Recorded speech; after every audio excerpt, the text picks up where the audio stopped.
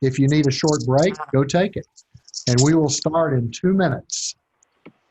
Good morning, everybody. 2 minutes. And at that point, we will be muting everybody. Good morning. And also, don't forget, if you got a question or something, send it in on chat, and we'll do a little bit of Q&A after we finish the presentation. Oh, there's Neil Medwood, Preferred Technology Solutions, another partner member. You got anything to do with technology or cybersecurity? Mm-hmm.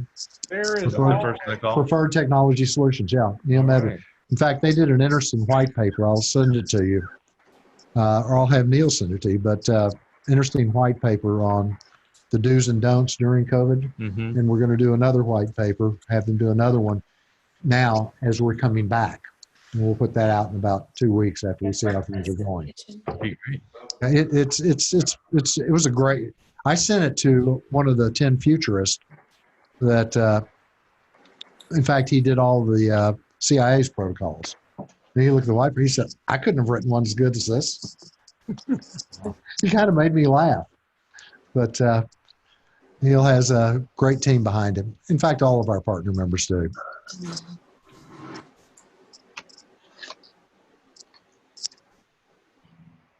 Gary Tennell, I haven't seen you in forever. Welcome. Well, thanks. Good to be with you, Bill. It's lovely seeing you again, and good luck to this. I'm excited to have the Electronic Alliance of Texas joining Success North Dallas. Gary and I met 15 years ago when CEO NetWeavers. Oh, yeah. And we've had a lot of fun over the years, but haven't seen each other for a while. Those were the good old days. Yeah. Those were it's a group John Casey started, and now it's morphed into something called Business Navigators. And don't tell me John Casey's on. John Robertson. Ah, good to see you. Thank you, Mr. Bill. Robertson. Thank you, sir. Thank you. There's Jeff Parks. Morning, folks. Weather's good here in Northern Virginia. Excellent. I think we're up to 8 states now. This is pretty good. We should have 10 states on. So, it's been very interesting how our reach has changed and the modifications. It's been a time of a lot of firsts. Jan, I think we're about ready. All right. Speak up. We can be ready.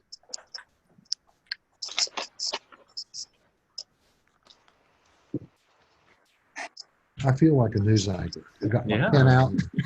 You look like one. Today. No, you look like a news anchor. Well, okay. And let me do a little traffic report before we start. I'm looking out here at Lyndon Baines Johnson Freeway. And ladies and gentlemen, the traffic is very light. It seems many of you chose to stay home today. And I think you made a good decision because we don't have room for all of you here. But we will be back to press room. Hello, Sandra D. Robinson from Austin, Texas. Good to have you. Who drives up for all the You look meetings? like a professional. Hey. All right, Bill, I've got to teach you something. This is News 101. Right. So you're anchoring for the first time. And then as you're closing the newscast, you're going to do the tab for no apparent reason. All right. We're closing out the preamble to Success North Dallas. And Mr. Klaudner, take it away. Honey? Good morning. I'm Jan Klaudner, and I'd like to welcome all of you to Success North Dallas's virtual May meeting. I'm going to mute everybody first. That's what I'm going to do. Hang on. Michelle, can you mute them all? Except me?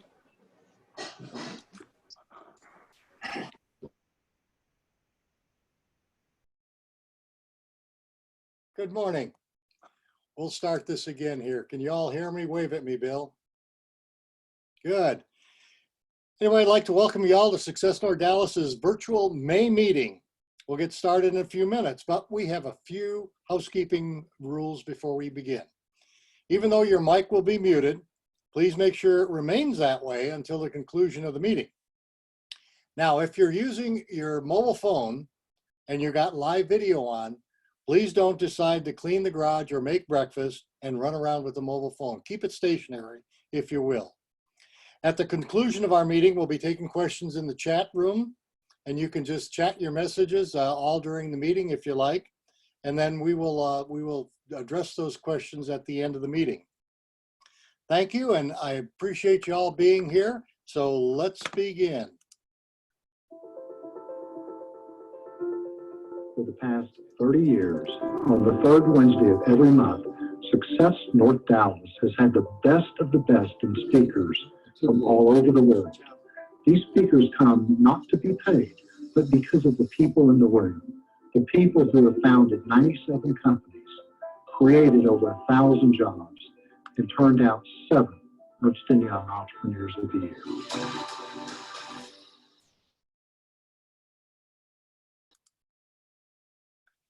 And now, allow me to introduce to you my longtime friend and SND business partner, founder and CEO, direct from the studios of Real News PR, where you'll get the weather, the traffic report, and maybe some news, Mr. Bill Wallace.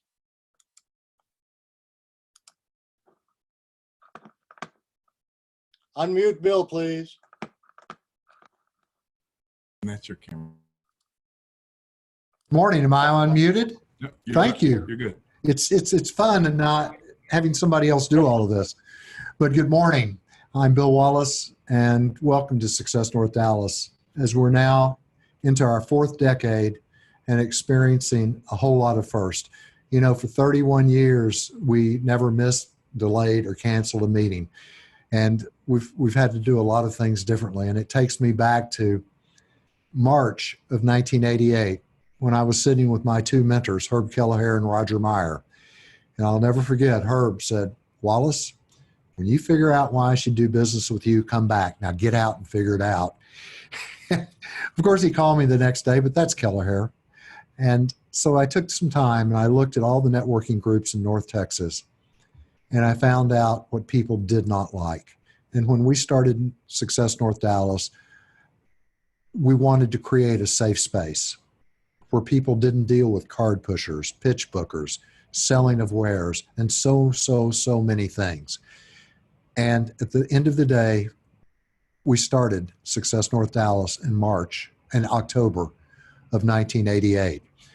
And I want to welcome you all and simply say that as we look at this day, we can look at our logo. And our logo really tells the story. And if you look at it, the interconnecting C's, well, that's what we do. We connect the right people for the right reasons at the right time. And our qualifications for membership to keep this what it is, a safe space, or be a success in your own eyes. No one has any right to define what success is for you. Honor your commitments. Let's go back to the handshake and be a giver. It's all about our fellow men and women. And that's Success North Dallas. You know, Albert Einstein said, a life lived for others is the only life worth living. And that attitude of servant leadership is what has permeated Success North Dallas for the past 31 years. You know, our website, a special welcome as you look at our website, which we'll put up. A special welcome to our numerous new members since our last meeting, and all of you all that are first-time guests. And take a moment, make sure you're on our email link, sign up for our emails. In fact, take a look at our website and peruse through it. It's a brand new one, and we just put it up during this time of having a few minutes extra to do other things. At least so we thought. I've been busier than I've been in years, and it's an interesting time. I can't do this alone. You've heard Jan Claudner already, but Jan Claudner has been beside me since this thing was 8 months old. And Michelle Pearson has pretty much redone how we run our meetings. Casey Haston. Casey, if you're out there, happy birthday. And Anya Zagan, Dean Lindsay, and Melanie Murph, they're all greeting you when you come into the meetings and helping me set up the night before and take down afterwards. Tammy Barrier coordinates our bonus programs and our happy hours, and you'll see a hashtag slide coming up in a minute.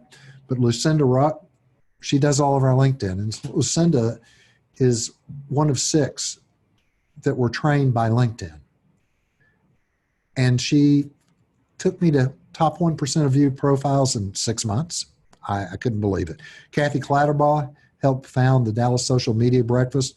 She does our Twitter. And Jeff Crilly, Chris Gambria, Real News PR. They do all our videos of our speakers. We videotape our speakers for about 10 minutes before we cut it down.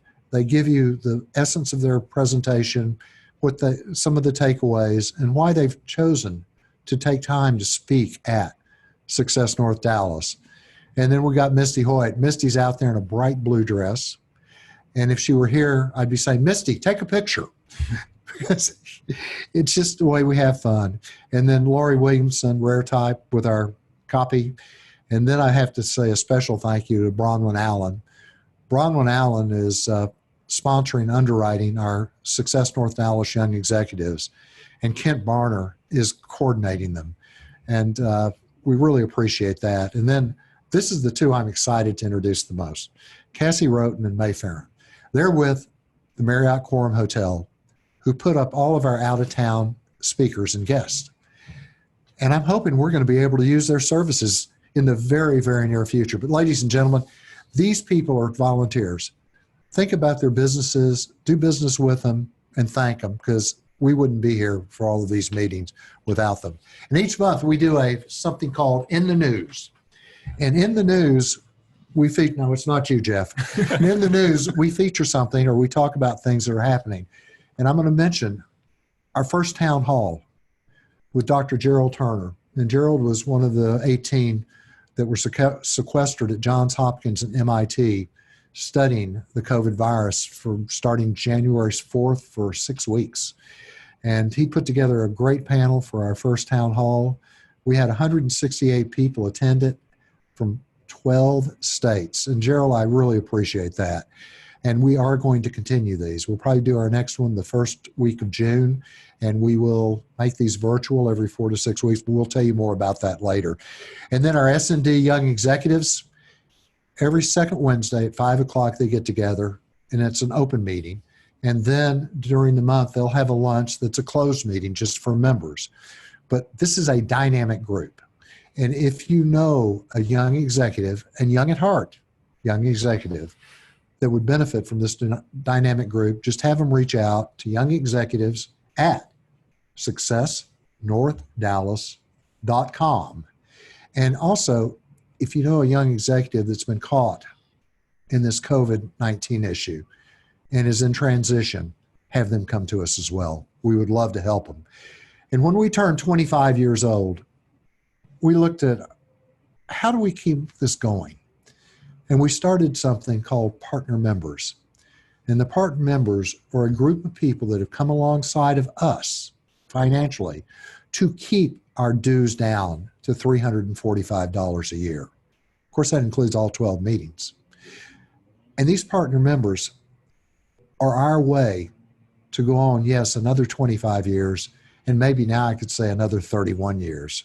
I can't even imagine that when I started this, I thought it'd last 5 years, pay my dues, set myself apart from the herd, and it took on a life of its own. But Cancer Treatment Centers of America, Baker Tilly, formerly Tom Montgomery's Montgomery Kasha Greilich, Texas Legends. Oh, what a fun time you can have out there when they get started. It's a 3-ring circus with basketball played in the center ring. Dallas Business Journal, of course, Real News PR with Mr. Crilly and his team. Legacy Bank, they will be Prosperity Bank coming June 1st. So an interesting transition there. And we've talked about Neil at Preferred Technology Solutions, the Network Bar, ISSA Charities, out to clean multiple homes of people with cancer. They're talking in the thousands. RP1, Business Rocket Fuel. Well, when you look at our website, think about them, because they built our new website. And we built it just over less than a month. And it's been unbelievable. Pinnacle Graphics, Chris Hill. If Chris is out there, I'm waving at you. 26 years ago, he started his business sitting at a Success North Dallas table. Acuity Systems, Tom Neeson's been with us right from the beginning. City Central, Mark Berg, co-working space. They have been getting calls and calls and calls about people downsizing in the office, but still needing places to put people. And they've have something called Launch. It's a new program, a new initiative. And the Launch program is for you, a business owner, who's either starting a new business or you're relaunching your old business after this mess that we've been in. Fox Rothschild, Clint David, phenomenal law firm all over the U.S. Now CFO, fractional CFOs, again, all over the U.S. And Barnett Energy, Phil Barnett, the first one that said, I believe in you, and the first one that became a partner member. So from the bottom of my heart, I thank you all. And ladies and gentlemen, remember these companies, do business with them, because they support the organization in so many ways. And every month I do a quote, and I try to find a quote that will apply to the current times and to our speaker. And in this case, to both our speaker and the gentleman that will be introducing our speaker. And that quote is, today's obstacles create today's opportunities. While everyone else waits for tomorrow, leaders act in the moment. And that's a quote from Jeff Hazlett, the founder of C-Suite and owner of Hero Club. We got 300,000 members around the U.S. in C-Suite, and that applies to those members and to our speaker today. He's opening a hotel June 1st in the middle of all of this. That's taking advantage of today. And Jeff Crilly, Real News PR. You know, I first met Jeff when he was writing a book, and he called me up and he said, I've been told if I want to write a book in Dallas, I need to know you. And thus started a great friendship. And this book is called Free Publicity. And he was an Emmy-winning reporter, award-winning reporter for Fox News. But they wouldn't let him speak, go out and speak for money, but they would let him sell his book. So when the book sales got up to X number, he quit, went to his garage and started Real News PR. Before there was fake news, Real News PR. And now he employs 24 broadcast professionals and journalists, the ones that you go to get your news out. So he knows what they do. And Jeff, I just want to thank you for the friendship. I want to thank you for the video work. Thank you. And your team. And I love you, man. Thank you. And Thank you. welcome to Successful. With a fist bump. Well, I want everybody to know that Bill is not on a teleprompter. He's a great broadcaster. So if this networking thing doesn't work out, I think you have a future. Hey, can I have a job? I need a job. This is COVID-19. Sarah, that's his daughter. Sarah, please hire me. Thank you, Bill. Jeff will be introducing our speaker. All right.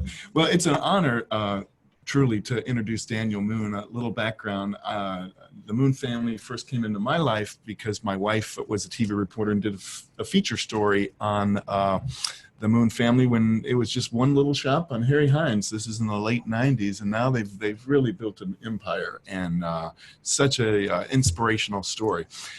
Daniel Moon is the Vice President and General Counsel of Sam Moon Group. He's been with Sam Moon Group since 1994 and is involved in all areas of the company. He spearheaded Sam Moon Group's recent expansion into real estate development, and his primary responsibility is to manage the day-to-day operations. The real estate division develops hotels, shopping centers, multifamily, and other commercial real estate. The division also actively manages all of the company-owned retail properties. Daniel has a great background in education. He attended the University of Texas at Austin before transferring to SMU, where he received his BBA in accounting with honors. He was also a member of Beta Gamma Sigma, Beta Alpha Psi, and the Golden Key National Honor Society. So an overachiever. He's smart. He's a smart guy. Daniel also earned his Juris Doctorate from SMU, and he was a recipient of the Diversity Scholarship. He's a licensed attorney, a member of the State Bar of Texas. thank you so much for being here, and take it away. Yeah, thank you for that introduction. Yeah, that you was bet. amazing. I'm impressed.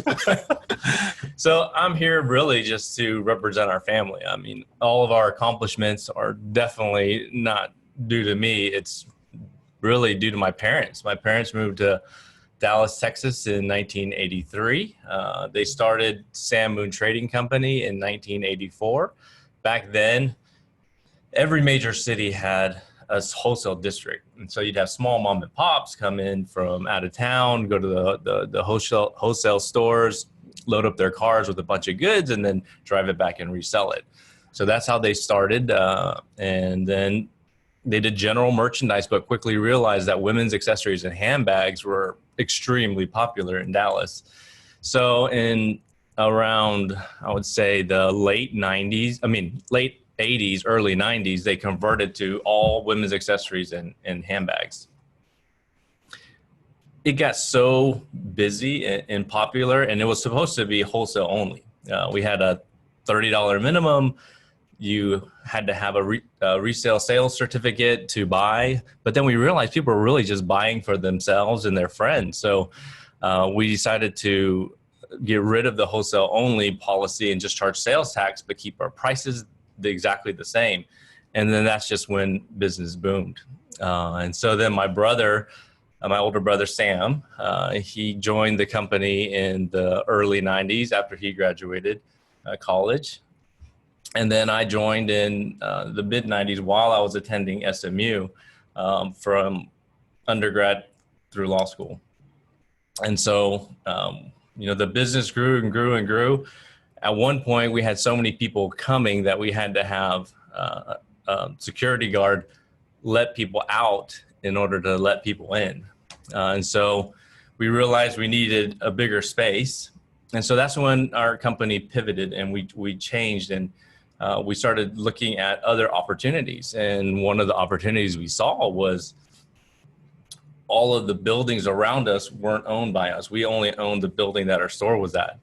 And so we decided we need to relocate. Number one, we need a bigger space. And number two, we need to really control our co-tenancy, because we had all these copycat stores popping up all around us, and those landlords around us were getting great rental rates. So then that's when we decided to get into commercial real estate. We built our first shopping center in the early 2000s. It's a 125,000 square foot shopping center in Dallas. Use our store as the anchor, and then we leased out the rest of the space. And so we got to control our own co-tenancy, and then as well as benefit from the great rental rates we have. And that's next slide you see here. So the slide on the store on the right is our Dallas store. So that was our first major retail center. And then we decided the business is doing great, or the real estate side is doing great. So we decided to expand into future locations. And when we expanded, we weren't just going to lease a store in a new area. We decided we'd develop the shopping center. So that's how we grew. So we did our Frisco store after that. Again, same model. We use ourselves as the anchor and lease out the remaining space. We did it again when we decided to grow our Woodland shopping. We decided to go into the Woodlands market. We did a 155,000 square foot center there and used ourselves as the anchor. And then we did it again when we decided to go into the Fort Worth market. We did a 165,000 square foot center there and used ourselves as the anchor. But right in between the Woodlands and the Fort Worth store was when the banking crash hit in 2008. So we had, our retail stores were actually doing really well, but the real estate was not leasing up as quickly as we wanted to. And then obviously after the crash, you can get financing to do new developments. So then we had to pivot again. So we pivoted and we decided to grow our retail stores through leasing. At that time, you had Circuit City go out of business, Linen and Things go out of business, Borders go out of business. So there's great lease opportunities. And so that's how we grew the retail store is by going into leasing. So we leased a space in Austin in 2010, Houston 2011, Arlington 2012, and San Antonio in 2013.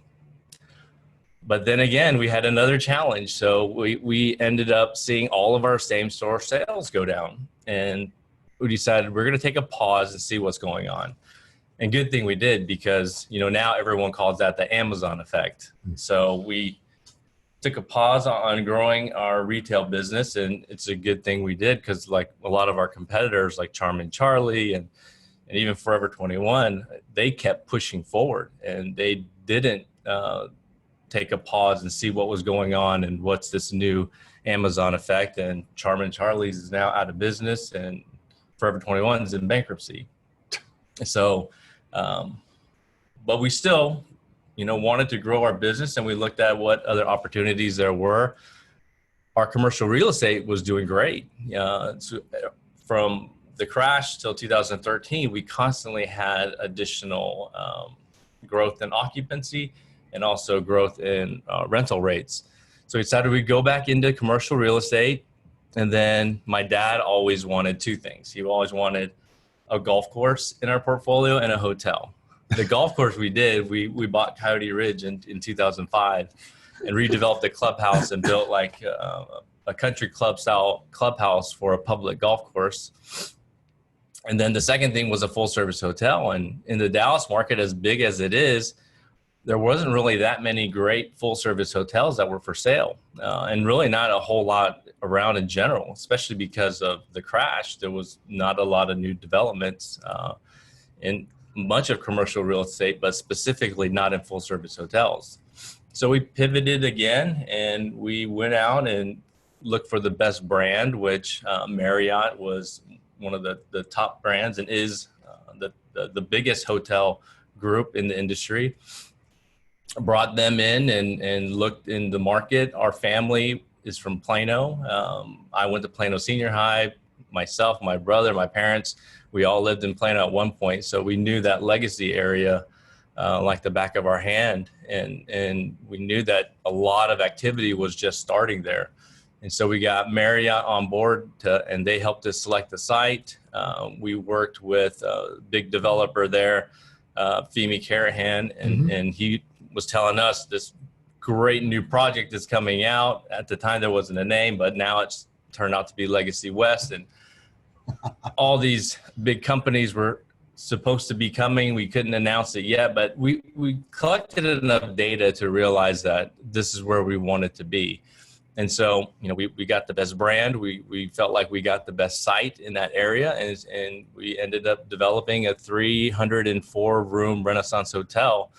And it opened with Legacy West. And after we got into the project, we heard Toyota is moving their North American headquarters there. JP Morgan is putting their regional headquarters there. Liberty Mutual is putting their regional headquarters there. And the hotel opened in 2017 and has done great until recently, obviously, due to COVID-19.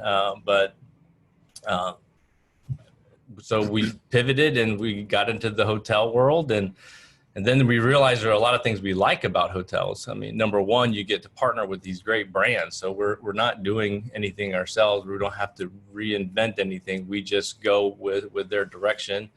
And then we learned there's great city incentives, and the best part, really, the part that we liked is you partner with great management companies. So Marriott manages our Renaissance, and then we got an opportunity to do 2 select service Hyatts. We're doing a Hyatt Place in Fort Worth and a Hyatt House in the Woodlands area. And then, like you mentioned earlier, we are about to open a new full-service hotel in Frisco, Texas. It's a Hyatt Regency. We didn't plan on opening it during this time, but... Now, that's actually attached to Stonebriar Mall. Is that correct? It is. So, you know, it's not as common here as it is in other countries, but in a lot of other countries, you regularly see full-service hotels attached to the mall, because it just makes a lot of sense. You go and stay in the city, and you stay at the hotel, and you can walk outside, and you have dining and entertainment and retail. And Stonebriar Mall is one of the best malls in North Dallas. Having been at the grand opening of the Renaissance with you and your family, the attention to detail there is just unbelievable, right down to the shower before the tub, all of the little things that you've done. Yeah, you know, and what we try to do with all of our projects, because we're a small company, it's still my mom, my dad, my brother, and myself, but we try to partner with people who have great experience. So with obviously the brand, you got to choose the best brand. So with Renaissance, obviously Marriott. With Hyatt Regency, it's Hyatt. And then with the architect, we went with arguably the best full service architect in the US, and they happen to be in Dallas, Texas. So that's HKS. And so they did the architecture. And then on the interior design, we went with interior design company that only does full service hotels. And they also happen to be in Dallas, and that's Looney and Associates. And so, and then also the contractor, we went with one of the top contractors for that product type, which is Brassfield and Gorey. And so they also have offices in Dallas. So when you put a great team together, which has a ton of experience, even though we didn't have previous hotel experience, you know, you end up with a really good product. Yes. So tell us more. Yeah. So then, you know, we have the Hyatt Regency opening up. We're really excited. You know, unfortunately, it's opening up during COVID-19, but fortunately, it's opening up as shelter in place is opening. And generally, hotels have a slow ramp up anyways. So it's just you know, now that we can prepare for it, we can get COVID-19 and the slow ramp up out of the way. And we're really excited that the third quarter and fourth quarter will be strong. You know, we're seeing better and better numbers now. We're seeing that the hotel industry is moving away from the bottom, and things are getting better.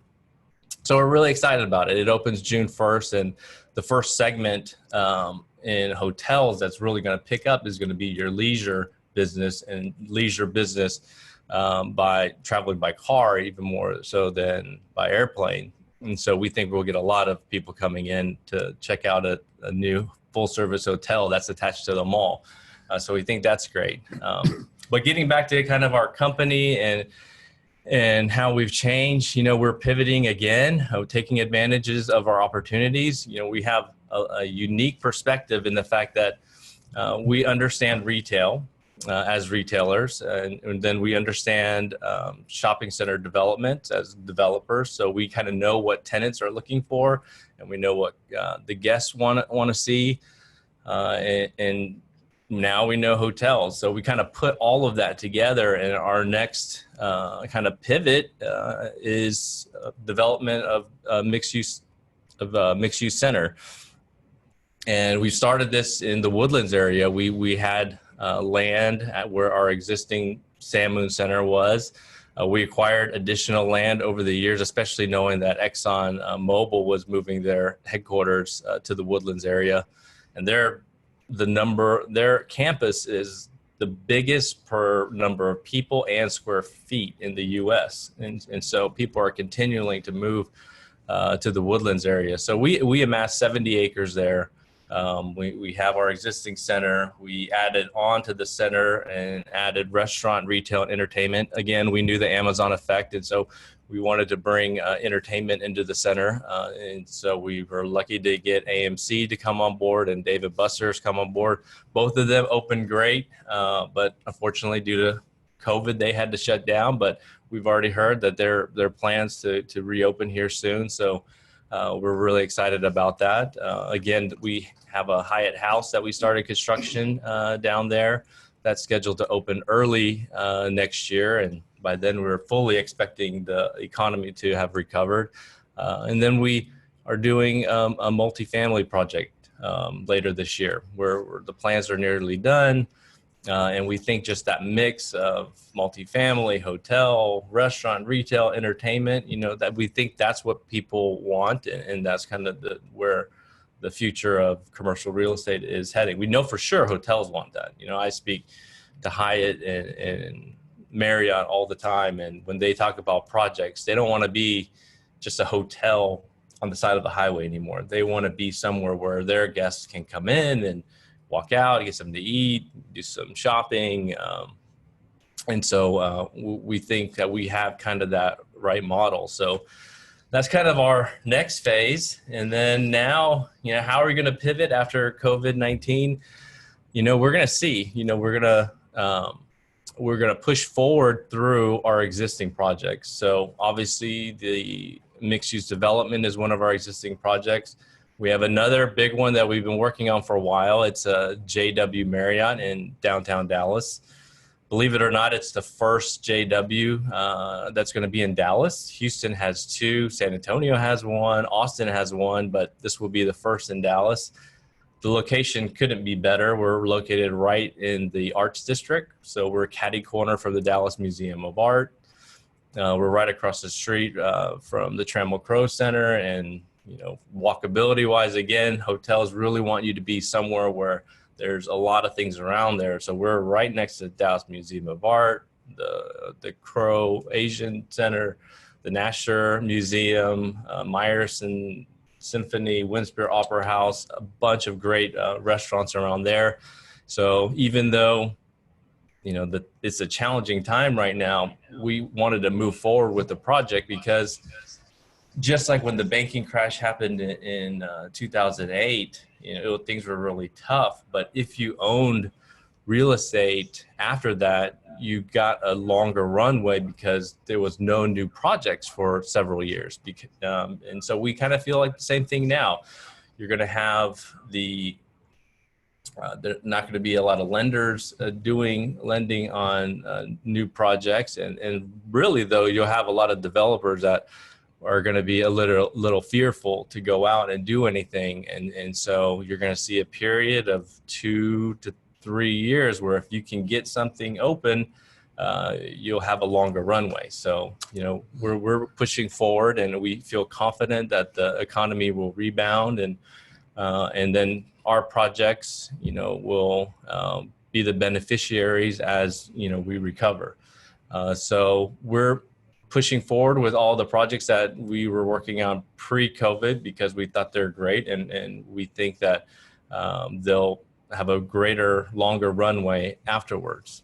And then kind of the next thing that we're looking at is, how do we transition as a family?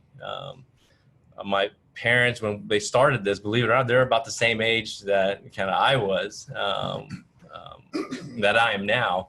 And, my brother has 2 kids of his own that, they're in that workforce age now. And then myself, I have 4 children, little ones, so they can't start working with us anytime soon. But we're kind of seeing that transition. How do we move to that next generation? If they don't want to come into the business and they have a passion for something else, then they can absolutely do that. But if they do want to come into the business, we would love it, because one of the things that I think is great is, and especially my parents tell me this all the time, is, we see each other all the time. And so we generally have lunch together, and my parents said that's probably the best part of doing a family business is the fact that you get to see your children all the time. I actually have lunch with my parents more than I do my own children because I'm at work 5 days a week. And that's what I'd love to see with my own children too. If they want to do and be part of the business, I think that's just a great way to work as well as be with family, if you can all get along and work well together.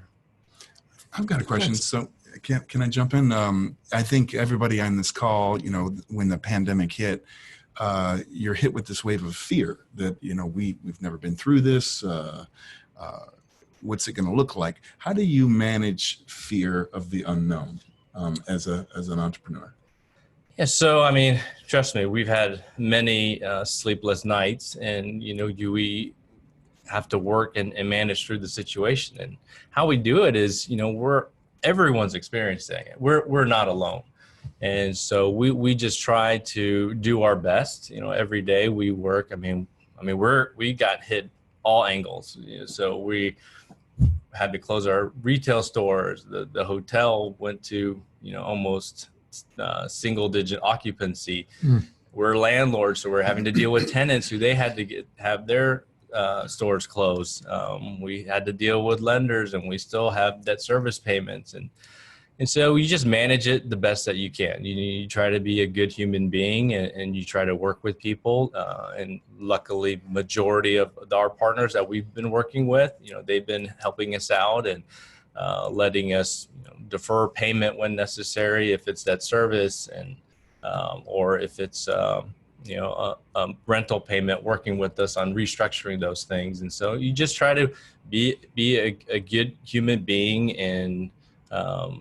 and understand that everyone's going through this, and so you hope for the best, and then the other way is just try to think about logically what you think is going to happen, see the real news, and try to decipher how you think things will play out. And a lot of this, again, that we experienced this in 2008. And so that was a difficult time for us back then. We did the best that we could. And then we were the beneficiaries afterwards. I mean, really, our shopping centers in Fort Worth and Woodlands, there was no new centers coming out for years. I mean, we were the only center in town that had that had space available. And so, we got to really ramp up nicely and what looked like a dire situation in 2008. By 2012, 13, we were at 95% plus in occupancy. So we kind of think the same thing's going to happen now, but it'll probably be a quicker ramp up because the economy and the banking system and everything was in great shape pre-COVID. So, once everyone feels comfortable to go back, and whether or not there's a vaccine or we're just seeing that people aren't going to the hospitals anymore, we think the economy will come back again, and we'll be in a great spot. Well, they predicted the economists are talking about a V recession, and a V is the typical hard drop. The question is how wide is the bottom of the V? What's that time frame? But they're all saying that when it starts back, it's going to shoot up. Yeah, I mean, you would think so because, again, the economy was healthy, and then now there's this huge, injection of government stimulus that's coming in play. They're already saying they're going to keep rates low for a long time, and again, there's a halt on new projects, and so you're going to have this period again. So we actually think there's going to be an even longer runway for new projects now than there would have been if there wasn't the COVID-19 situation. What do you see for retail like 10 years from now? I mean, every morning we wake up and we see JCPenney's filing for bankruptcy, and Pier 1 announced today, Neiman's. I mean, 10 years out, what do you see as, what does the shopping mall look like? Yeah, I really think, people always will still want to shop, and they'll want to go out, and they'll want to buy things. And I think what you're going to see less of, and you're seeing less of, is just your more stores that just resell other people's product. I think that is really easy to get online. So I think you'll still see a decrease in those type of retailers. But I think you'll constantly see new product coming out, new companies coming out, and that they only sell their own brand, like a Lululemon. Like you can only get that at a Lululemon store or online, and people love that brand, and so other retailers, that's how retail will work. You're going to have a lot of these companies that will only sell their own product, and they'll need distribution through whether it's online or at traditional malls or shopping centers. But what you're seeing now, though, is you don't need 10 of them in a city. That's because you can buy so much online now. You maybe 4 or 5 may be the right numbers. Wherever, kind of like what we're doing, the mixed-use developments where people come not just to shop, but just to go out and do something, to shop and eat and be entertained. Yeah, that's good. So tell me, when you think about the future, when you think about the family, how are you going to integrate the family members? What is your, a dear friend of mine, James Olin Hutchins, he ran the Olin Mills Empire, and he has a company called Regeneration Partners. And all he does is work with families on generational wealth transfer and keeping the family together. That's all he does. And he earned the right to do it. He had to do it in his own family. But how do you see that integration of bringing the kids in and addressing their wants and needs and their desires? And I really think you got to give them ownership in whatever they're doing. They can't just come in and do whatever role and just get paid whatever salary. I really feel like you got to give them ownership in the company so that they feel that they're working for their own future success and growth. And so that's how my parents did it with us, and that's how we'll do it with our children if they want to do that. And I think also too, I'm going to encourage my children to, we can work together. It doesn't have to be in the existing business that we have. Like, we can work together. We can do your own new business. Like, if they want to open their own new retail concept, we have a lot of experience in that, and I'd be very supportive of them doing that. And we would form our own new partnership, and they would have ownership in the company. And so it's the success and failures will, largely depend on how well they do. So, that's kind of how I personally look into it, is when you do that kind of generational business, you have to have the children have ownership. They have to have a stake in the company. Do you start them at the bottom, or do you bring them up in the C-suite? I started off at the bottom.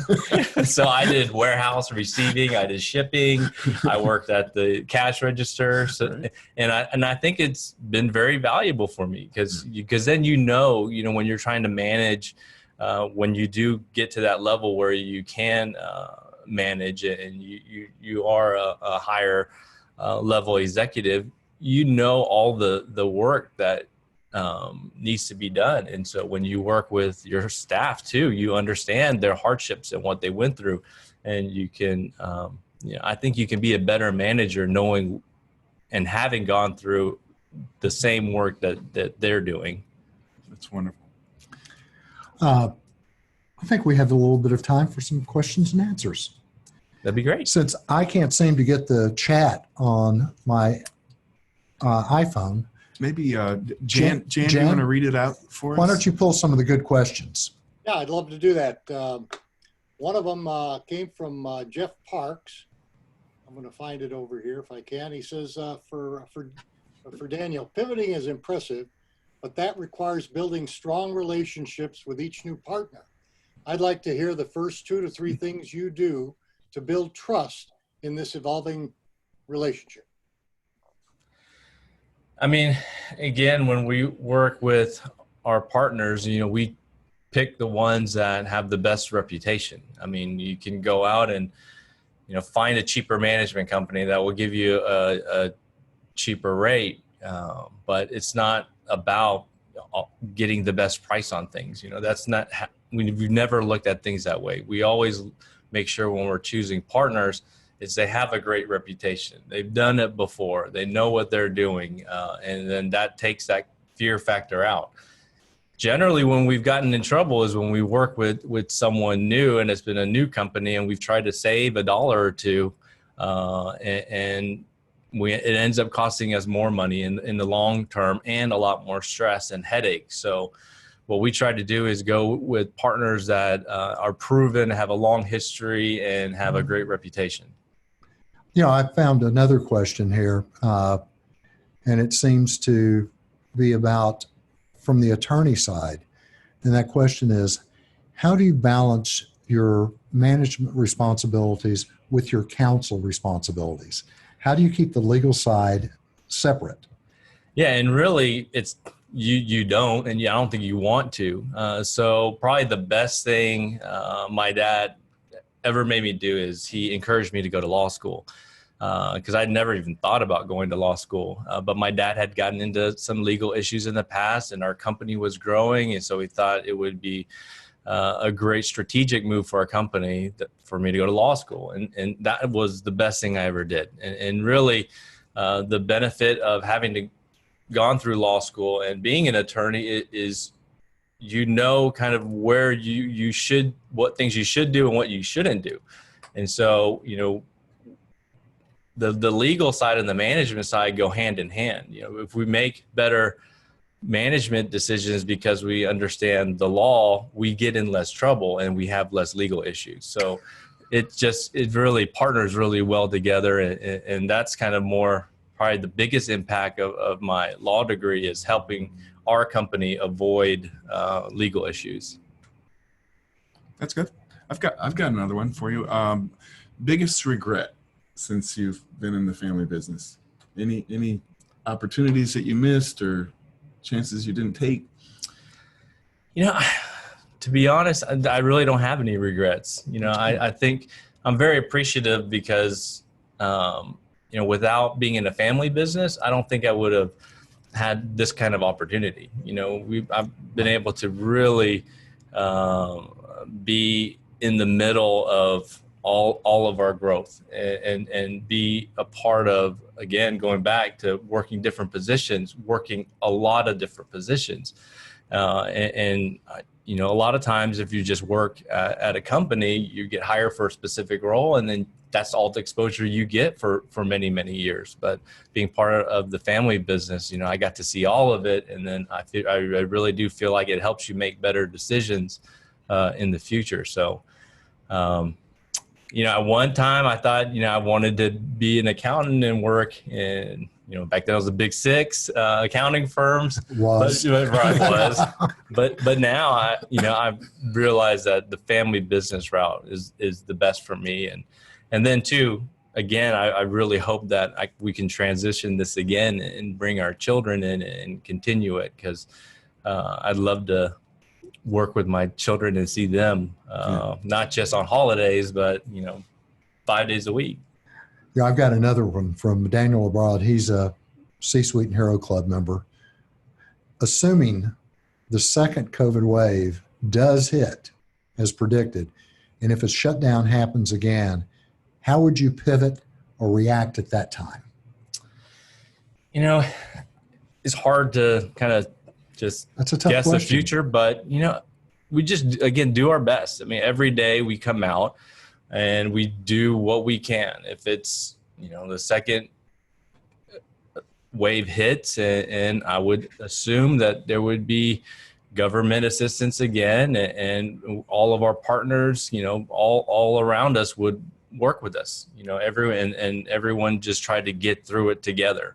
And so we would do the same thing. I mean, it would be unfortunate, but I mean, that's the reality. That's just, if that's what happens, that's what happens. And as long as we're doing our best at the end of the day, if, you know, heaven forbid we had to close a business or two, then we would have to close a business or two, and we would have no regrets. It's just, you know, we're just managing the best that we can. One person asked what about strip malls? With all the empty spaces you're seeing now, is there a way that you can leverage into that? Leverage in what way? And I mean, taking over some of the strip malls, or would that fit your mold? Yes. So, I mean, that's not, again, we're a family business, so we're not that big. Okay. And so, you know, we're managing our properties the best that we can. So we wouldn't look at acquisition just because we're not prepared to do acquisition. So we would just manage what we have now. But I do have faith in strip malls. You know, they're very convenient. They're easy to go to. They're always being repurposed. It was retail heavy. It was heavy retail before, but now there's a lot of great services that are backfilling retail. So I think there's always a place. Now, obviously, there can't be overdevelopment, in which, again, I think that's kind of one of the benefits coming out of COVID is there aren't going to be a lot of new development. So if you do have strip malls now that have vacancies, you know, and they're in great locations, I think that's a good asset to hold on to. You seem to be focused 95% on Texas. What are your thoughts on growing the family business outside of the state of Texas?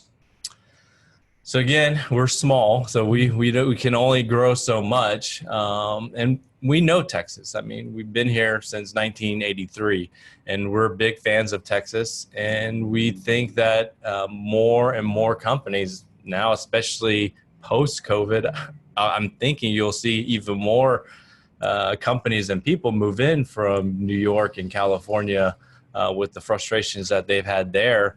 And you'll see Texas continuing to grow. So we think that Texas has a lot of growth left still in it. It's obviously a big state. There's a lot of cities within Texas. So we don't see any reason to go outside of the area that we have comfort and knowledge in. So we'll probably keep developing here for a while before we go out of state.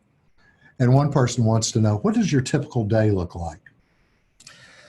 So around 7, I get my 5-year-old twin girls up and I get them started for the day, and we have breakfast together. And when they did have school, I would drop them off to school in the mornings, and then I go to the office. And so I meet with my my dad and my brother in our Dallas office, and we kind of talk about the business goings on from the previous day. And then I'm there till 5, 6 p.m. and my wife, who I'll have to give special props to. She's an anesthesiologist at Parkland, so she's right on the front lines with the COVID-19 issues here. She picks our children up in the evening, so we got a good mix. So I get to spend time with them in the morning, and she picks them up and gets to spend time with them after school, and then hopefully I can get in time for dinner. But they eat at 5:30, and before COVID, there's so much traffic. It was hard to get home by 5:30, but I get home, we put them to bed, and that's the typical day. All right, tell me how the family dynamics when there's a disagreement over a deal or a decision. Does dad have veto power, or how does that work? Yeah, so that's a really good question, and that's a really difficult situation. So we did have a lot of butting heads as we've grown, because obviously you grow and you're successful. Just naturally, you think it's due to a lot of your own success and your own effort. So then you have multiple people, very opinionated and have big egos.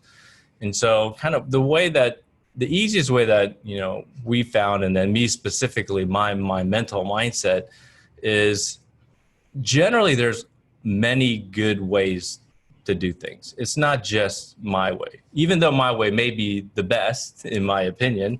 My dad or my brothers may have another idea or opinion about how to do something, and it's a really good way of doing it too. And so you just have to set your ego aside, realize that not is your way the only way, but there are other good ways, and you have to put the family relationship over the business, even though you may think it's not the number one option. And you may go with number 2 because it's dad's decision, or number 3 because it's your brother's decision, and then you all support it and move forward, and generally it works out. So I've heard you all speak a lot about your mom and her knack at this business and the picking of things. Tell us a little bit about your mother. Yeah, so my mom, she started off as just a housewife, and she stayed at home. And when my parents, we were from Memphis, Tennessee before Dallas. I was born in Memphis. My mom was a stay-at-home mom until I was 10. And then they went through a rough patch, and so we had to relocate to Dallas. And then I was old. I was the youngest child, and so I was old enough to where my mom felt like she needed to help out in the business too.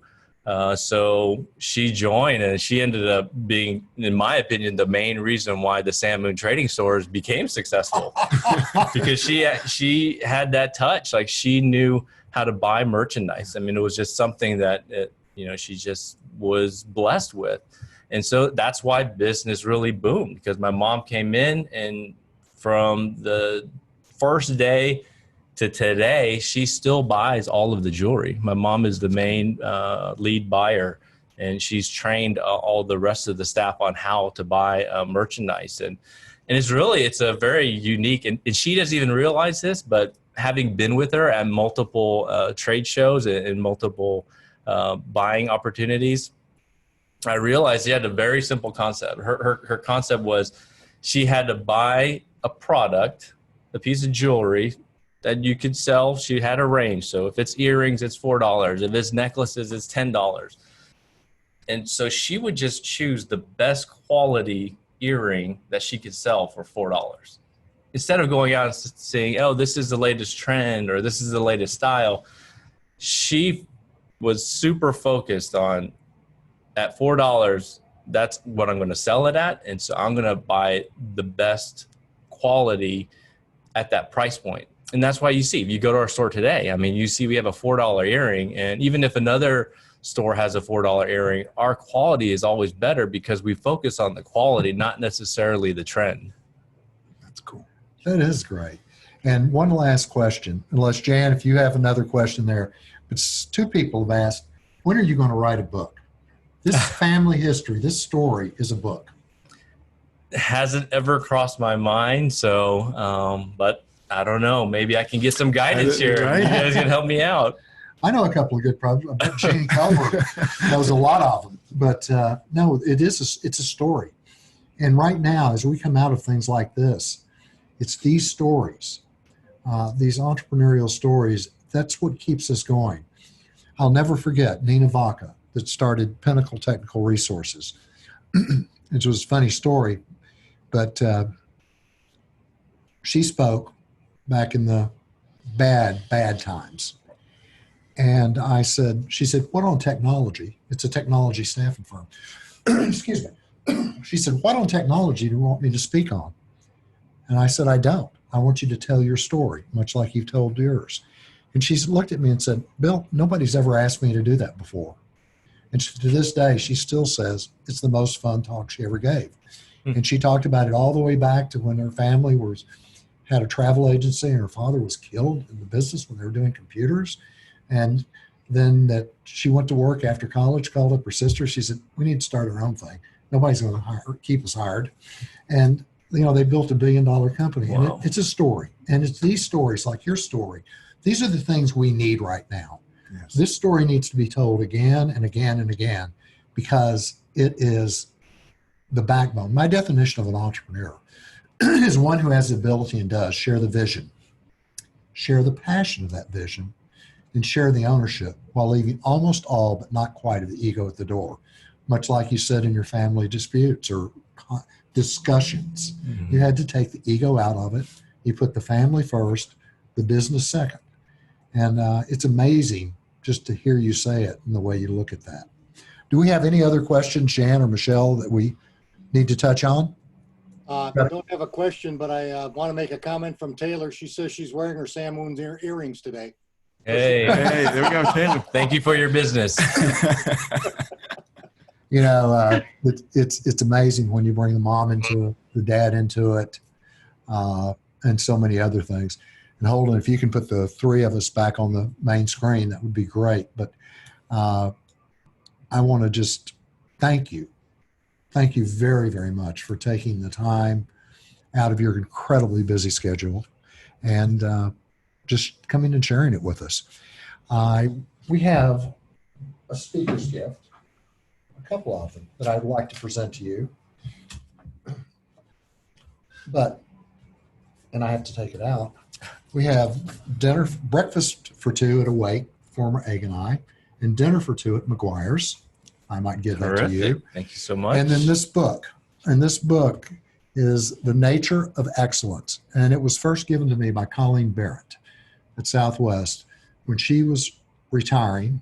It's the book she gave to the board of directors. And the CD came with it of that talk. But this book is by Lee Cohen and Julie Cohen. And they've been a part and a backer and a supporter of Success North Dallas for many, many years. It's a beautiful book and enjoy. Thanks very, so much. very much. And for your wife, for putting up with us calling you out at this early hour from the Grand Spa, either a massage or a facial. And tell her she would love that. It's very special, and the family is very special. And I want Jenny Culver to come in here, please. I know she's out there. But come right around here with your social distancing. But I'm going to put you right between us. But for you, we also have a copy of A Nature of Excellence. Jeannie Culver, Culver Public Relations, is why we were able to do this. Daniel has graciously said he would do it to her. She came to me and said, I have a deal for you. And it has been a great deal. Thank you. So we have this so much. way online that we clap and it's like this. So a big hand for all of them. Yay. But thank you. Thank you very much. And you know, June the 17th is our next Success North Dallas meeting. And it's in progress. Why do I say it's in progress? If we're still doing them virtual, we have one speaker. If we're doing them in person, we have another speaker. So we'll keep you posted on that as we go on. We also are working with Dr. Ben Carson for a special event, H. Ross Perot Jr., Jerry Jones, and so many others. And we've got the Rose Group coming from South Dakota in October. That's Rachel Hanley, Meg Mankey. Meg's on the line today with the meeting. And we are going to continue our virtual town halls as well. And the virtual town halls, we're going to do every 4 to 6 weeks. And we're going to try to keep them focused on something that's critical, a today issue. And for June, the first week of June, we're going to do an open Q&A with Genevieve Collins. And Genevieve is running for Senate, or House rather, with old Pete Sessions' old seat. And we've asked, she's agreed. We have an ask out to Colin Allred, and we're waiting to hear from him. I'm sure that we'll have a positive. So it'll be sometime during the first week of June. So stay tuned. Watch your emails. And if you're not getting our emails, then you're missing out. You're missing out on a lot of things, like our upcoming events. We'll be doing a happy hour hosted by the Moon family at their Coyote Ridge Golf Club and development. And we were going to do that this month, but something got in the way. But we'll be doing that either probably June or July during the summer. And I've been out there. It's a public course, but it's got a clubhouse that'll rival most country clubs. It is really, really awesome. And then June the 5th, you heard me mention earlier before we started, First Friday Book Synopsis. Mm-hmm. Randy, what's up for the first Friday of this month or next month? Yeah, thanks, Bill. I'm going to do 2 books. One of them is by Ben Horowitz of Andreessen Horowitz, The Hard Thing About Hard Things. And I chose this book because it talks about a peacetime CEO when things are easy and a wartime CEO when things are difficult. It has great application to this moment. The other one is Think Like a Rocket Scientist, written by a man who was a rocket scientist and now is talking about dreaming big in business. 2 very good books. Thank you, Bill. Randy, what's your website? It's 15minutebusinessbooks.com, and I'll have the handouts on the blog a day or 2 before for people to download and print out for themselves. And the handouts are, or I've gone back to these handouts to 5 or 6, 7, 8 years ago when I've been looking for something, and it quote unquote, it's a great return on time. And we used to joke it was the second best meeting every month. Mm-hmm. But now I have to say we're pretty much on the same par. He's been doing this 23 years. Wow. And it's wonderful. August 27th, we're going to do a happy hour with the Lincoln Experience at the Star. They will be hosting that for us. And it will be August the 27th. That's a Thursday. And it will be the Lincoln Experience's kickoff to the Cowboy season. Hopefully we'll have some Cowboys there, some Cowboy tickets, and a lot of fun. We'll be doing some other happy hours during the summer. And there's a couple of to be advised, to be determined dates. One, Back the Blue. Back the Blue is the painting that Rolando Diaz did during our February meeting where we were presenting the Dallas Police Officer of the Year. This painting is in honor of all of the Officers of the Year of the Dallas Department. And we, the Success North Dallas family, will be doing a public presentation at Dallas Police Headquarters at some point in time in the future once we get all this behind us. And then back to the clubs of Prestonwood. we've done, oh, by the way, we've done the Dallas Police Officer of the Year Award presentation for the past 18 years. And for the past 17 years, we've done the Prestonwood Employee of the Month, Employee of the Year presentation. And that will be done. Hopefully the CEO of Club Corp will be the speaker, as he was scheduled to be in March when we normally present it. But we will have the CEO of Club Corp, and hopefully at our first meeting back, we will be presenting the Prestonwood Employee of the Year. And I really, really look forward to that. And, you know, the times we're in, ladies and gentlemen, it's a time where expenses still go on, and we're doing all of these virtual meetings free. If you choose to make a donation, $20 maybe, or nothing, or more, a donation, because we do other things just other than the meeting, to Success North Dallas, just go to our website. There's a tab there under membership. You'll find a donate link. And that's entirely up to you. But if you really enjoyed this, if you really enjoyed it, we'd love to have you join. We would love to have you join Success North Dallas. Our annual dues are $345, and that includes all 12 meetings, the Continental Buffet, the best of the best in speakers, as you well found out this morning.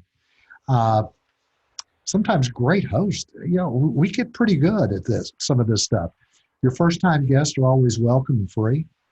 It's a true place where meaningful relationships are built. It's a safe space. It's a space where you can come and be real and not worry about being hit on or having cards pushed at you. And more important than that, just you can enjoy yourself. It's $345 a year. If you join today, just like we're doing with our regular members, you get 2 months free. Because of this, we're not meeting in person. You get 2 months free, and your membership will go through July of 2021. The same additional 2 months, as I said, consideration we've given to our members. We're going back to invoicing dues now. We're beginning to come out of this. So if you do get an invoice, we encourage you to renew your membership and hang in there with us. If you want to become a member, it's simple. Go to our website. It'll walk you right through it. Just click on Become a Member, and it's simple. And during our normal meetings at this point in time, I would say if you're in transition or looking for an internship, come stand down beside the U.S. flag, American flag here. But we don't have an American flag, or we don't have an audience. But what we do have is the internet. So if you would take a moment, if you're in transition, if you're looking for an internship, send us your name, your discipline, and a few sentences about yourself, not your resume, but just a little descriptor of yourself and what you're looking for. And we will get it out to our people. And hopefully, if somebody has an idea for you or a need for you, they will get back with you. Because as we said at the beginning, it is all about our fellow men and women. And another first, well, this is a second, we did it last time. Watch your emails this afternoon. Jan will be sending out a link to the Zoom meeting tape. And so you will have a video of this, and I encourage you, take that video, look at it, send it to somebody else, invite somebody else, use it to invite somebody else to our next meeting. We don't know if it's going to be in person or virtual. We do know it'll be on June the 17th. And hopefully, if we're not in person, perhaps we may do it back here again. Absolutely. This has been a lot of fun, Jeff. Thank you. This has been, and Daniel, I mean, this has been just having you here and the ambiance you have created. Thank you. I mean, I can look out. You want another traffic report? Yeah, let's get an update. Well, I'm going to update you on the weather. It's cloudy. It looks like it's going to rain, and there's still not much traffic on LBJ. So if you want to get an early start on your shopping, now would be a good time to head for Sam Moon's. I think they'll be open by the time you get there. 9:30. 9:30 it is. So we always close our meetings in this fashion. And it's very special to me because it tells a story. But ladies and gentlemen, thank you for coming. And may you do what you love to do with people you love to do it with on purpose. God bless and Godspeed. And now we're going to have some virtual networking. So Jan, Michelle, open everybody up. Loudest voice wins. Who's out there? Who has another question for Daniel? And who has something to add to this? I have a question. Yes. Sandra D here. My question is just curious, if there was a day that was in your memory as being the toughest one that you've had in business, tell us about that and what good came from it. Honestly, I think it's this whole COVID period. Whenever they shut down our retail stores and really all the stores in our shopping centers, and the uncertainty and unknown of how are we going to deal with this. And, the lenders weren't telling us day one what they can or can't do. Obviously, the government was saying they would come out with things, but nobody knew what was going to happen, how quickly it could happen. And so just that uncertainty for a while, and then you just start thinking worst case scenarios. That was probably the worst part. And probably the best part to come out of it is just realizing that, look, I can only do my best. That's all I can do. And whatever happens, it'll be okay, because I know that I tried my best. And if there's some losses, there's some losses. But, this is no fault of our own. And, and the other thing, the best thing that came out of it is just trying to be a good person and really appreciating how other people that were on the other side dealing with us, like if they were compassionate and understanding and willing to work with us, that means a lot. Like those relationships are even stronger now, whether it's a banker, a lender, a landlord. But the ones that we get, here's a notice, we can't do anything, here's the original contract and you got to stick with it. Like those groups, and I know a lot of times the people, they don't have control over whether they have to send that out or not. But I just think whoever's leading those companies and those groups, how can they not understand and not, just default notices, I get it, but then not being cooperative on coming up with solutions on how to all deal with this together. Yeah. Those are the ones that, we're probably not going to work with again in the near future. This is a time when relationships are truly cemented and the cream rises to the surface. And you're right. Craig Hall, we were talking with all of his properties. Craig said, if they're having a problem, we're working with them and we want to work with them. But if they can pay, they need to pay. He said, just very plain and simple. And I know, he went through all of this and, lost everything at one point, but paid everybody off and came back. And I've seen magic there. Who else has something to say? Bill had a question. Hey, Bill, you want me to answer the question? Yes. Well, my clients are struggling typically with two issues. It's either cash or how do they start selling again when sometimes they've been down to zero. So I think our speakers addressed the cash issue somewhat, and it's not as big for him as some people, but the issue of how do you start selling now? Do you discount? What do you do to start selling again if sales have dropped to zero? Have you had those family discussions? So we've tried to just bring in product that people are looking for. And so, we've brought in early on during COVID and we knew that masks were going to be part of the solution for reopening. So we started contacting all of our vendors and bringing in as many masks as we can. And so that's what we're selling a lot of now. Again, we've never sold hand sanitizers before, but we knew that was an item that people would really want. So we brought in hand sanitizers. So, you got to start bringing in product that people want to buy to start selling again. And we haven't started discounting yet because, we haven't seen the traffic come in to really take advantage of it. And so, and we don't think that people are necessarily looking for, huge discounts right now. They're actually just wanting specific product. And so that's what we're focusing on selling. Excellent. Excellent question. Quick question if we have time. Please, we have time. We did an excellent job of different pivot Please say your name. Good morning, Ben. Sorry, JJ Checky. I'm good. Are you making it okay today? You referenced several pivot points Hanging on? that with your business, you know, Amazon effects and other things. What do you attribute seeing those in advance be able to make those changes? You know, we just always look at the market. You know, generally we're not predicting the future. We're just monitoring what the market's telling us. And we're using that information to make future business decisions. So we don't just have, here's our 5-year plan, and no matter what, we're sticking to this 5-year plan.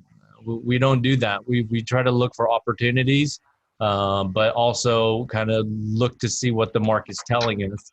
And we don't ever push an issue. If there's a specific project and the appraisal comes out and it's way less than our costs, you know, we don't just keep pushing a project just to do a project. If we take that information, we evaluate it, and we may kill the project, even though we've been working on it for a year or two and spent considerable dollars on you know, research and due diligence. We may kill it. So, but the short answer is we just really look at what the market's telling us, and based on what the market's telling us and kind of what we think that the next several years are going to look like, you know, we make decisions, and oftentimes, you know, we pivot and do something else. Excellent. Yeah, I had a Question for Daniel Moon, Martha Osborne. yes, Martha. Hi, Daniel. Amongst other things, I volunteer through SCORE to mentor entrepreneurs. I'd love to know the top 3 tips you'd have for truly brand new entrepreneurs. So I think the first tip would be make sure it's something that, you know, if you're looking to be profitable, if that's your goal, make sure it's a business that it can be profitable. I have so many people who, you know, they just have a passion for a certain industry. That's great. You need that passion. But if you go into that industry and that's a downward trending industry, or it has just such a small number of buyers in that particular business, it's going to be tough, even though you love it. And number 2, I think people don't really make realistic pro formas. You know, so they'll come up with a budget, a plan, this idea, and all of it is best case scenarios. And so they go out and something doesn't happen, then all of a sudden they have to close the business in a year or 2. You have to make really realistic budgets and pro formas, and then make a decision if that's what you want to go into. And then the last thing I would say, the third thing, is make a good budget. There's so many people, they don't have realistic budgets, or they have real gaps and holes in there. If you're going to make a budget and you don't really know, we'll put a big contingency item in there so that you can afford to stay alive as a business. People make their budgets way too tight, and then inevitably, you know, they go over their budget. So I would say those are the 3 things I would recommend. Having Thank worked you. with- And I highly agree with you. in the insurance space, if you're going to carry on a side conversation, would you please mute yourself and your dog? I have a comment no, for Daniel. Randy Mayu's been trying to get in. All right, just a moment. Having worked with 164 startups in the insurance space, what you said about the realistic budget and the big contingency, I've watched it put in. Without that, I've seen so many go out of business. Unbelievable. Randy. Yes. Daniel, as Amazon has grown and more people have bought items online, how have you seen that affecting retail? And are you fearful that it's going to accelerate online purchases now that people have gotten more accustomed to it? That's huge. Yeah, I mean, obviously it's affected a ton of retailers, including ourselves. So, you know, it's so easy to buy online now, so that'll continue. I mean, obviously with COVID-19, so many more people have had to buy so many more things online, and they're even more comfortable with it and used to it. So that side's obviously going to grow, but still there'll be space for traditional retail, because people still will want, a segment of people will still want to go out and they'll want to try on something or look at something or smell something or touch something. So those businesses will be there. So I think, you know, retailers need to be careful that you just can't put an item out there and just think and open your doors and think you're going to be successful. You're going to have to give people a reason to come into the stores, and you're going to need to have unique special products that you can't just buy with the click of your finger online. And you have to have it, special for your store, whether it's your online store or your retail store. I want to piggyback onto Martha Osborne's. Is anyone still out there from City Central? If you are, anyone? Misty Hoyt had asked about their launch program and what City Central does. City Central is a co-working space. And their launch program, they've put together 5 companies that deal in all the disciplines of a startup or a restart. And those companies are there to work hand in hand with you. And Success North Dallas is one of them, where they will get a membership in Success North Dallas for a period of time as a part of this program. But there's the accounting, there's all of that. But to answer your question, Misty, that is the launch program at City Central. And you can go on their website and find out more about it. But for a starting entrepreneur, it's a great place to be from the standpoint of not really an incubator, but more mentor and guidance and people there willing to help. Thank you. So, I was asking for my son. I appreciate it. Absolutely. Just have him give Mark Berg a call at City Central. Somebody else had their hand up. Next I have a question for Daniel. Please. Jeff Parks for Daniel. Please. Okay. So Daniel, you have a great mindset and values, and I'm sure that that's contributed to your success. I want to piggyback on an answer you gave before when you're talking about selecting your partners. You used reputation. We have a phrase that we says, what's your organization's greatest asset? Everybody will say the people, the people, the people. We believe your greatest asset's your reputation. And you're living proof of that. Your people are your greatest resource, but we love the fact that you're focused on your reputation, and that's central to you choosing future partners. So congrats on that. Thank you so much. Yeah, I agree with you 100% on that reputation. A brand is a promise delivered. And that's exactly what you do. A brand is a promise delivered. And you deliver daily. Thank you. Next, who else? I have a question. Michelle. Yeah, thank you, Daniel. It's Michelle Pearson. We met yesterday.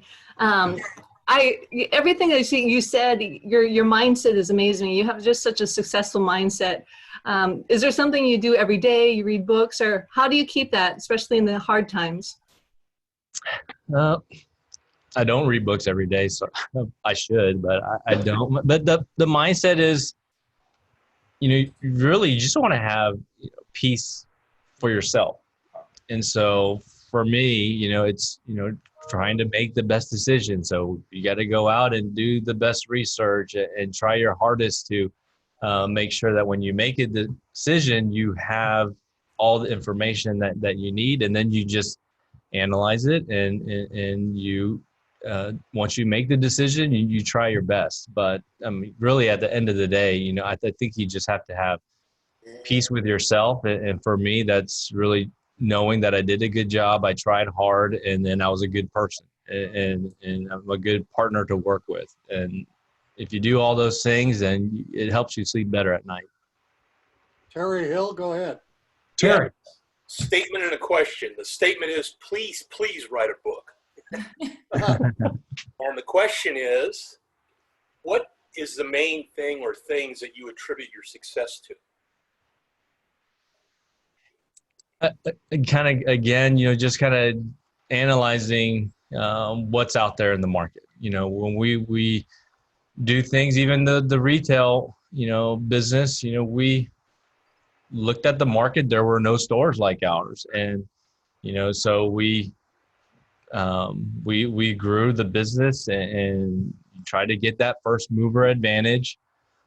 But then at the same time, as we were growing, we had to analyze the market. And then we just saw that, hey, this Amazon effect is hitting. And even though we had this plan, we had a spreadsheet of the next 200 locations of where we're going to do our retail stores. And, we did that planning, we did the research, and we knew kind of what markets we wanted to go into.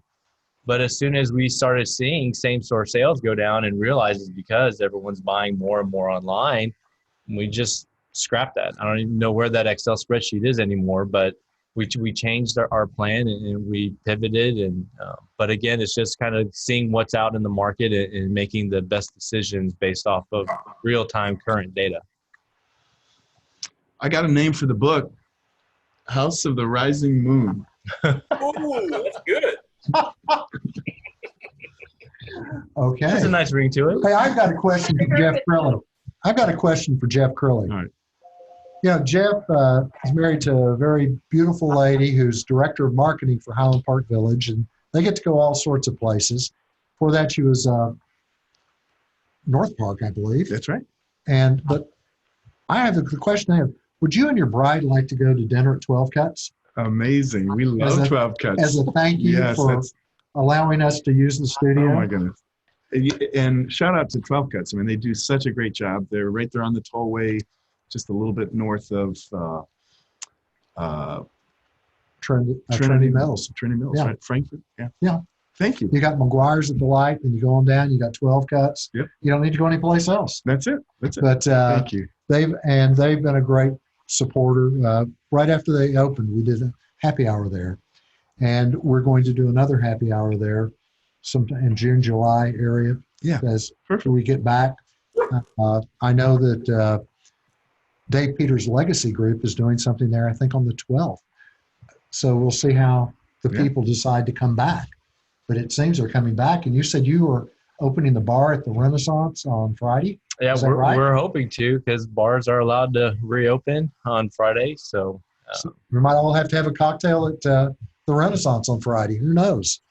Hey, Daniel, do you mind? Yes. So speaking of your bar, I want to know other ways that you bring your culture into your businesses and the importance of that to not only your family, but your clients. Like, I love the happy hour at the Renaissance.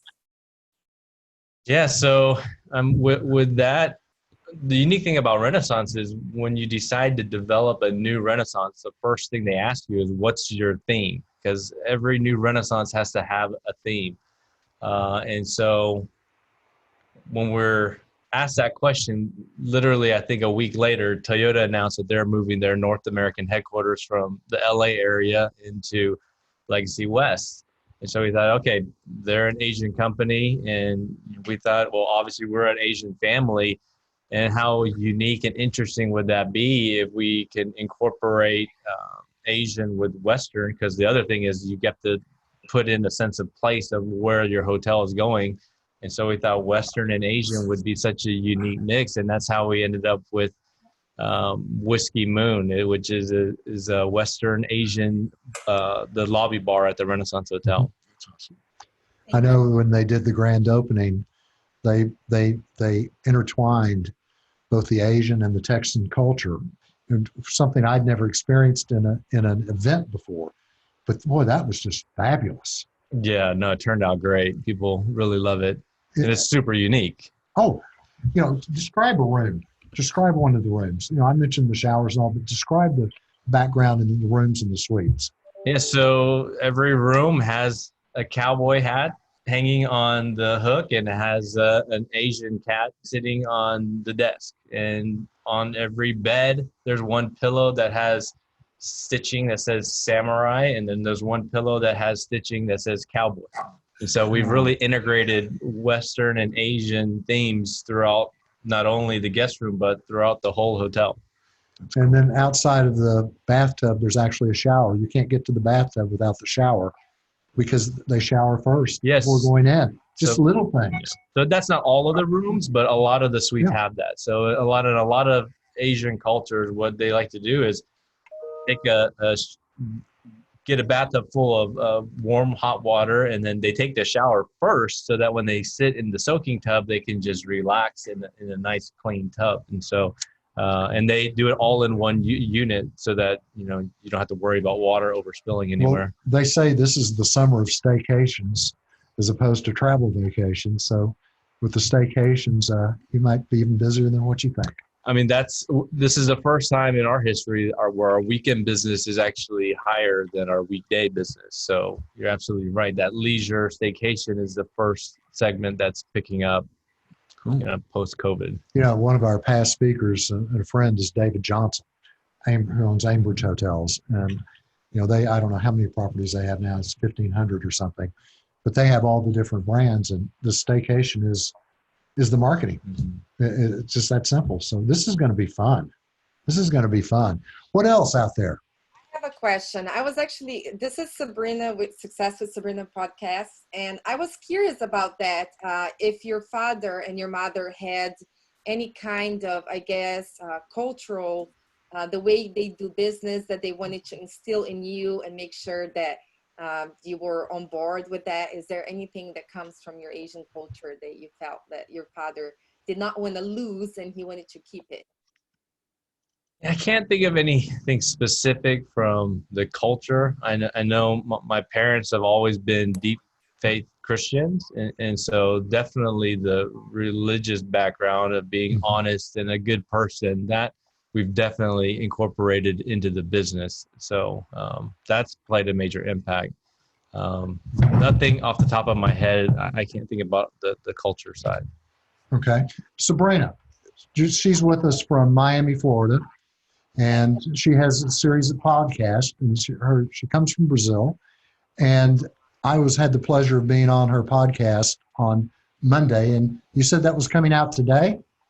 Comes live today. Yes, I'm sending the link to your email, and if you'd love to, I would love for you to share with everyone that. We will put that out to all of Success North Dallas's email list. Send it to jan@successnorthdallas.com. Just like my name, but put Jan's in there too. Okay. Just like Bill's name. Yeah, Not- just like Not it. exactly. Just like it. Just take the bill out and put Jan in. There you go. But I look forward to hearing that as well. Thank you for joining us, Sabrina. Who else?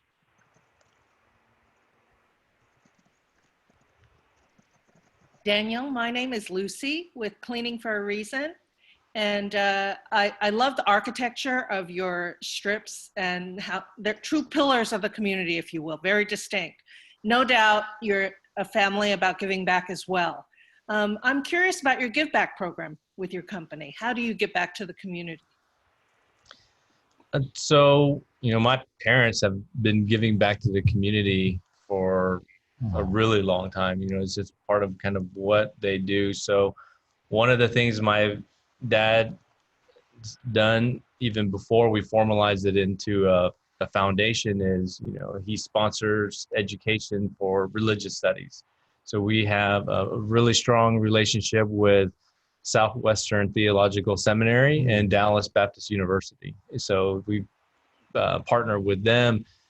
They pay for a number of students, and now it's through the foundation. Whoever applies, they pay for their tuition every year. So that's kind of the primary way that they've been doing, and we've continued to do work for the community and give back to the community. Yeah, I've heard your name mentioned by Jim Dennison, Dr. Dennison, and some of the others that are very much involved there. And I also have seen you all giving to youth sports and so many other things. So it's nice. Giving, if you go biblical, to him who much is given, much is expected. So I appreciate that. And also, Lucy, I want you to take the stage and tell everybody just a little bit about ISSA and Cleaning for a Reason and what you're doing. Thank you. We are a nonprofit that partners with maid services throughout the United States and Canada to donate free house cleaning to cancer patients. We serve any type of cancer, whether you're a man, woman, or child that's battling cancer, and especially during COVID-19 as cancer patients shelter in place. We are here to help them to recover in safe, clean, healthy homes. And so we work with ISSA charities. ISSA is the trade association of the cleaning industry, essential businesses that are making a difference during COVID-19. When you think about public health, and the requirement for clean, safe environments, it goes beyond residential cleanings. It's also the public space. And so we're very excited for all the different ways that we're pivoting right now as well. So thank you for today's session. It's really been quite inspirational to think of it as an opportunity, not just as a burden or a difficulty that we're going through. And ISSA is the International Cleaning Organization that's the parent, and they are actually partner members of Success North Dallas because they're piloting that here with Debbie Sardone and Debbie McAdams. You've seen, if you've watched any of Jeff's stuff, Debbie Sardone does a number of interviews here on that. What else? Are we going to say that this is? I have a question, Bill. Yes. Hi, this is Sandy Storm. I'm Bill's guest today. It's my first time in Success North Dallas. Thank you for the invitation, Bill. So Daniel, I heard you say multiple times during your presentation the word pivot. You talked about building those quality relationships instead of looking for fads or trends. So, and you're so successful, you've been so successful with your family, with your business. Has there been a failure that kind of has defined you or defined that stamina and that drive that you're displaying? Was there something like maybe in the beginning that was a defining moment where you said, I'm going to have a positive mental attitude, I'm going to continue to pursue higher quality relationships and those brands that have the great reputation? Was that a result of like a what you might call a failure in the beginning, but now it's turned into a success? Yeah, I mean, really, we learn from every project. You know, we've had plenty of projects that have been over budget and plenty of projects that have opened later than we wanted, and we just kind of learn from that. So yeah, absolutely, yes, we've had many failures before in the past, and we've had challenges to overcome. So you know, we just keep learning, and we try not to make the same mistakes again in the future. And when again, you know, no one's going to be perfect, and no one's going to hit it perfect every time. So you're going to have times when there's struggle. I mean, right now we're struggling. I mean, our retail sales are 30% of what they were last year. You know, our hotel occupancy is down at, you know, low double-digit occupancy levels. So we're going through those challenges again today.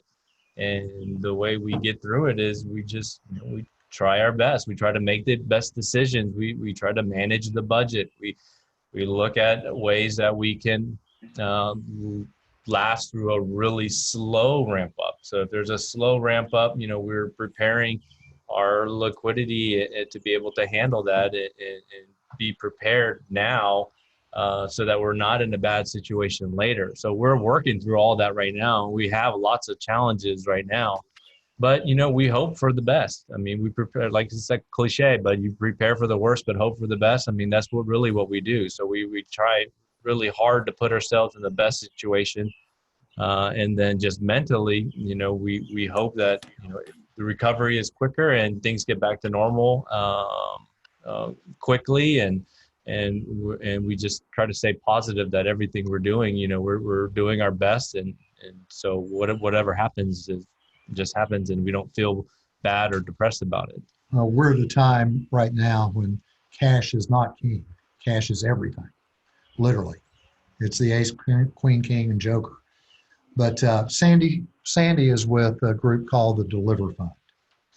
And the Deliver Fund, I helped move them here from another state, and they focus on trafficking. And they actually are the group that shut down Backpage, the biggest trafficking sex site in the world. And to add insult to injury, they moved into their old offices. But we have been a Success North Dallas, and we've been a big supporter. The people there at Deliver Fund are just unbelievable people. So Sandy, just a shout out and thank you for all that you do. Who else has something? We still have over 100 people on. This is amazing, folks. It is amazing. I love every one of you. You know, I laughingly say, but it's so true. I have got the greatest job in the world. I get to put two people together, take a step back, and watch the magic happen. And these relationships are so unbelievable. I give a talk, and it's something that we might want to remember right now, and it's called the 3 A's, especially coming out of this. The first A is you have to be accessible. I have to be able to find you. The second A is you have to be approachable. You can't be walking around with your head down. You've got to be walking around with your head up. You've got to be engaging. You've got to be loving. You know, you think about it like this. Is it not the passion which you embrace your significant other that governs the passion which that embrace is returned? This is the time you need to be embracing your clients, loving on them, being accessible. I got to be able to find you. Approachable. You got to welcome me into your space. You got to make these other people feel they're the most important person in the world. And finally, you have to be accountable. Accountable, ... to that relationship that occurs from the first encounter. And rest assured, my friends, you do not know when that encounter will occur. So this is a time that we have to be on 24/7. This is a time that we have to go back and look at that quote. Today's obstacles are today's opportunities. There's not a tomorrow. There's only a today. And today is what will make whatever tomorrow may be. But any other closing comments or ideas or craziness? Taylor, you're being very quiet today. She's smiling now. I asked a couple of questions. So I mentioned my earrings, and then Daniel, we're fellow SMU. So good to see you for that. Awesome. Taylor's also a speaker and a host and a lady of many, many, many talents. Michelle Pearson, any closing comments from you, my friend?